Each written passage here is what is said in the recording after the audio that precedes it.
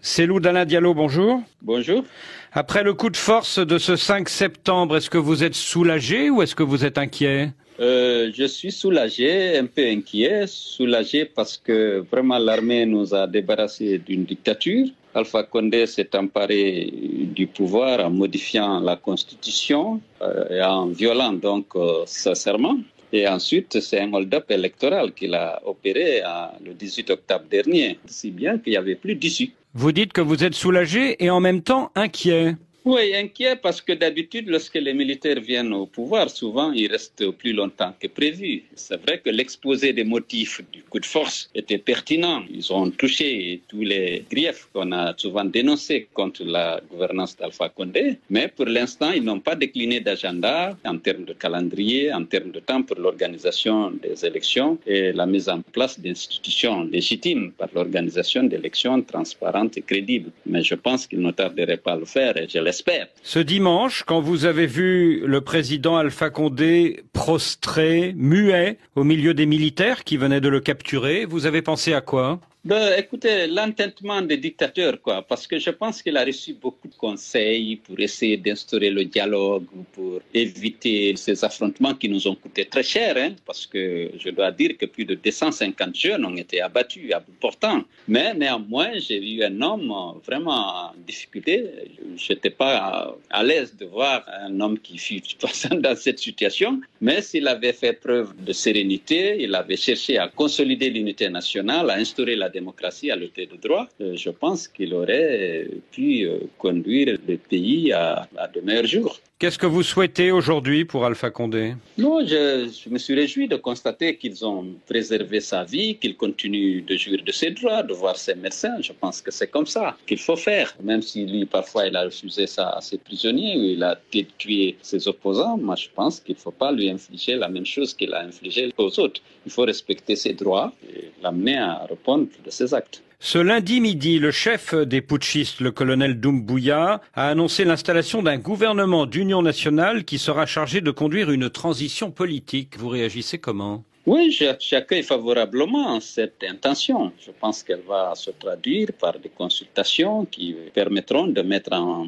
place justement un gouvernement d'union nationale pour conduire la transition. Mais l'an dernier, est-ce que ce ne sont pas les forces spéciales du colonel Doumbouya qui ont réprimé très brutalement vos partisans dans les rues de Conakry? Je ne sais pas lequel des corps. Ce qui est vrai que l'armée a été réquisitionnée, même pendant les violences post-électorales, pour permettre à Alpha Condé d'avoir son troisième mandat. L'armée a été réquisitionnée, mais la police, la gendarmerie, toutes les forces de défense et de sécurité étaient sur le terrain. Mais je ne peux pas dire que les hommes du colonel Doumbouya ont fait ceci et cela, puisqu'Alpha Condé n'a jamais voulu qu'il y ait des enquêtes sur ces crimes. Est-ce que vous ne craignez pas que le colonel Doumbouya soit un nouveau capitaine d'Addis Camara? Écoutez, je ne connais pas le colonel Doumbouya, je ne sais pas. Les gens disent qu'il a une bonne formation militaire, tout au moins. Je pense que s'il a pris le risque de faire un coup d'État contre Alpha Condé, c'est qu'il est animé de bonnes intentions. Est-ce que vous lui avez parlé depuis ce dimanche midi? Non. Est-ce que vous avez des échanges avec lui par l'intermédiaire de quelques amis communs?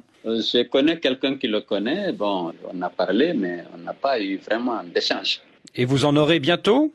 Sans doute, ça dépendra. C'est à son initiative. Moi, je suis là, je suis prêt à contribuer à mettre en place une transition crédible, capable justement d'organiser des élections libres et transparentes, des élections équitables pour que le peuple guinéen puisse choisir ses dirigeants aussi bien au niveau législatif que présidentiel et même au niveau local. Puisque pendant le règne d'Alpha Condé, il n'y a pas eu d'élection, il n'y a eu que des mascarades et parfois des hold-up flagrants. Comment expliquez-vous les divisions qui se sont accrues ces derniers mois dans le camp Alpha Condé?